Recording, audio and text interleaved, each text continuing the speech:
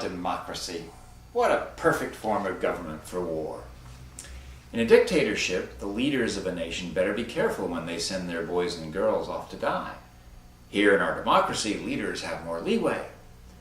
If the people are unhappy about their youth off to slaughter, all the leaders need do is turn that pointing finger back around. You voted for us, they say. And so if you don't like the war, just vote against us next time around. If they had come to power on the back of a military coup, they'd be singing a much different tune. If heads had to roll for them to get there in the first place, they might be thinking more about the safety of their own head. War isn't the only arena where a small d Democrat has an advantage over his oppressive, dictating contemporaries. Just look at what our elected officials have done to our country over the last 30 years. Our elected officials have built an economy where a corporation has the same rights as a living human, where war chests are unlimited, but school funds are scarce, where the next political issue is always, what's the next thing we can rob from the public sector and sell off as a money-making venture? If a dictatorship had run so poorly, the people in charge would not be sitting pretty at the head of an appropriations committee. They'd be dangling at the end of a rope, or on a pike in the town square. But instead, we live in a society where companies are allowed access to the ruling structures while the people are shut out. Some even go so far as to justify such corporate-sponsored government under the right of free speech. They've made our neighborhoods into a place where mom and pop are crushed under seedy prefab chain stores, where a specialty bookshop has to close under soaring rents, watching as a stream of former customers exit the borders across the street, Oprah-approved ideas snug under their arms. Complain, froth, riot if you will. Our leaders just shake their heads and tell us, you voted for it. Yes, they're right.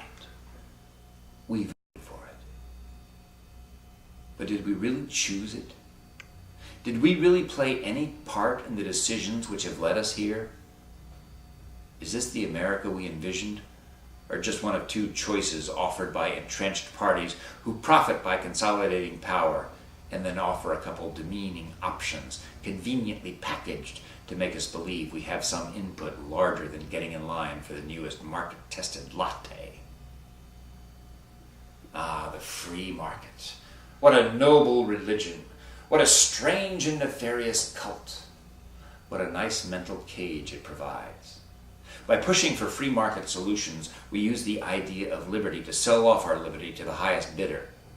Under the guise of economic freedom, citing the mysterious benefits of an undefined national growth, we throw open the doors to our law books, our public funds, our very streets and homes, and let those who can profit by it construct a market and engineer a society that can most efficiently feed it. And when it all goes wrong, no one is accountable but us. Because this is a democracy. We all have input, we all have power, and so who else can be to blame? Well, let me ask you this. If someone were to offer you $10,000 and all you had to do was promise not to vote ever again, would you do it? What about $20,000? Tax-free? As we sit here on opposite sides of the internet, the national debt has ballooned to $9 trillion, and we're right now negotiating a few trillion more. That's enough money to cut a check for $33,000 to each and every American. Got a family of 5, that's a cool 170 grand. Just to not participate in our democracy for the rest of your life.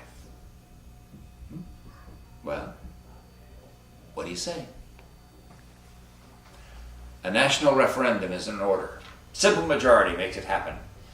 Dissolve the feeble remnants of what's left of our democracy. Put the most popular person at the head of a board of the most powerful corporations and let them be in charge of all federal business. Cut a check tomorrow, $33,000 for each and every American.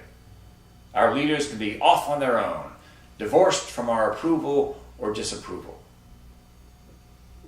but subject instead to a rage disassociated from our involvement in their ludicrous and self-serving decisions.